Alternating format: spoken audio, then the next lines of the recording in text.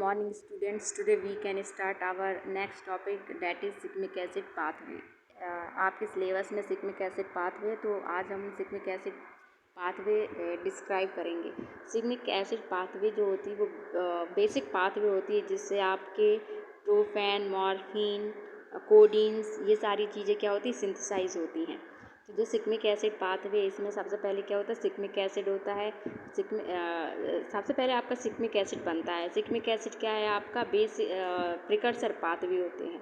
अब आपको मालूम होना चाहिए कि प्रिकर्सर्स क्या होते हैं। प्रिकर्सर्स वो होते हैं जिससे कोई प्रोडक्ट का बनना स्टार्ट होता है। Initiations of a secondary metabolites, that is called precursor. Shikimic acid cycle जो है, इसमें सबसे पहले आपका सेकेंडरी मेटाबोलाइट जो बेसिक प्रिकर्सर होता है वो सिग्मिक एसिड होता है। Shikimic acid it will release the water and form 5-enol 3-phenol pyruvic acid। Then Casimate synthetase, in the presence of Casimate synthetase as a coenzyme, and it will release two molecules of CHO and OPO2 to form Casimate. After Casimate mutase enzyme, it will be reducted into prophenic acid and decarboxylation should be carried out.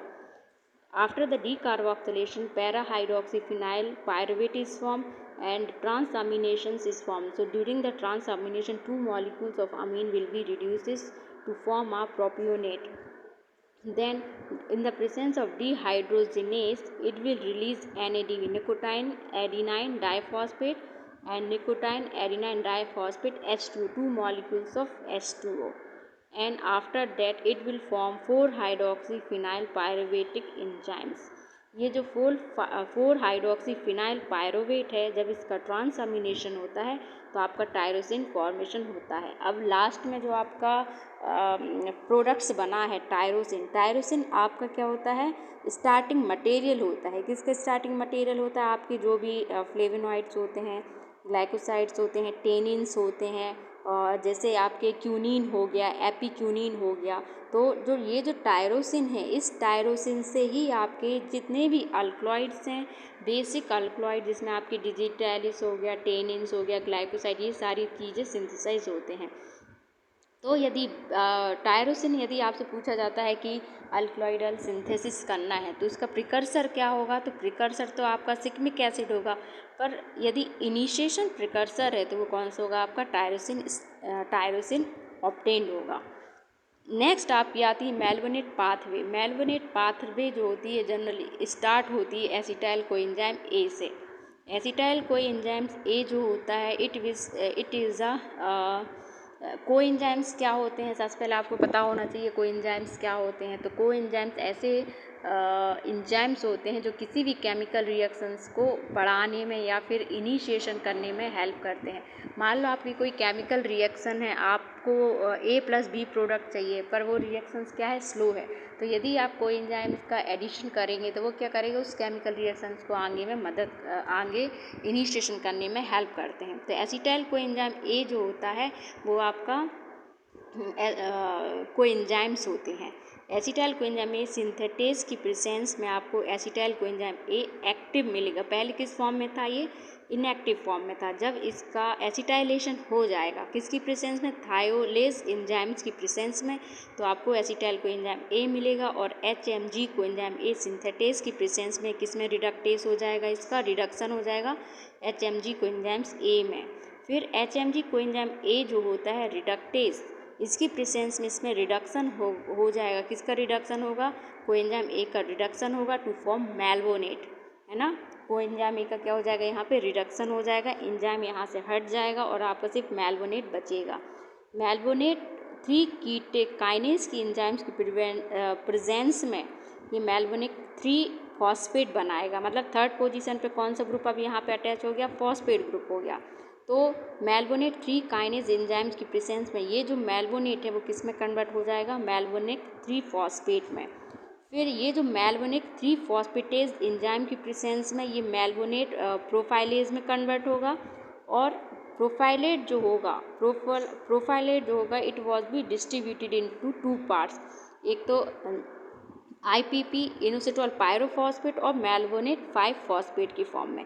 अब जो मैल्वोनेट 5 phosphate है ये तो आपका intermediate product हो गया, और जो काइनेज है इसकी प्रेजेंस में आपका इनोसिटोल पायरुवेट डाइफॉस्फेट बनेगा, इनोपेंटाइल डाइफॉस्फेटेज। ये जो इनोपेंटाइल डाइफॉस्फेट है आगे जाकर के आपकी जो एक्टिव ग्लाइकोसाइड्स होते हैं और आपके जो टर्पिनॉइड्स होते हैं उनके सिंथेसिस के लिए हेल्पफुल होता है। तो ये आपका क्या होगा, प्रिकर्सर्स पाथवे है। नेक्स्ट आपकी आती है एसीटेट पाथवे। एसीटेट पाथवे जो होती है सेंट्रल एसीटेट, इसमें क्या होता है कि एसीटेट पाथवे जो होती है इसमें जो एसीटेट होता है वो सेंट्रल पोजीशंस पे होता है, और जनरली ये जो एसीटेट होता है यही रिस्पॉन्सिबल होता है प्लांट्स और एनिमल्स के मेटाबॉलिज्म के लिए, क्योंकि एसीटेट का कंडेंसेशन होता है। कंडेंसेशन होने के बाद इसमें डिफरेंट टाइप के एरोमेटिक कंपाउंड ऑब्टेंड होते हैं, इसलिए इसको एसीटेट पाथवे बोला जाता है। जनरली जो वैलिडिटी होती है इस मैकेनिज़्म की वो लेवल्ड कंपाउंड पे होती है। मतलब लेवल कंपाउंड जैसे रेडियो एक्टिव कंपाउंड्स होते हैं जो जनरली आइसोलेट होते हैं प्लांट से, तो उनमें क्या होता है ये जो कंपाउंड है वो लेबल्ड कंपाउंड के ऊपर एसीटेट पाथवे फॉर्मेशन होता है। और जनरली जो कार्बन 14 एसीटेट होता है वो किस में कन्वर्ट हो जाता है, इसमें 6 मिथाइल सल्फोनिक एसिड में कन्वर्जन होता है। और ग्लिसरोफ्लोबिन जो होते हैं आपका इसमें एक्टिव कांस्टेंट की फॉर्म में ऑब्टेन्ड होता है।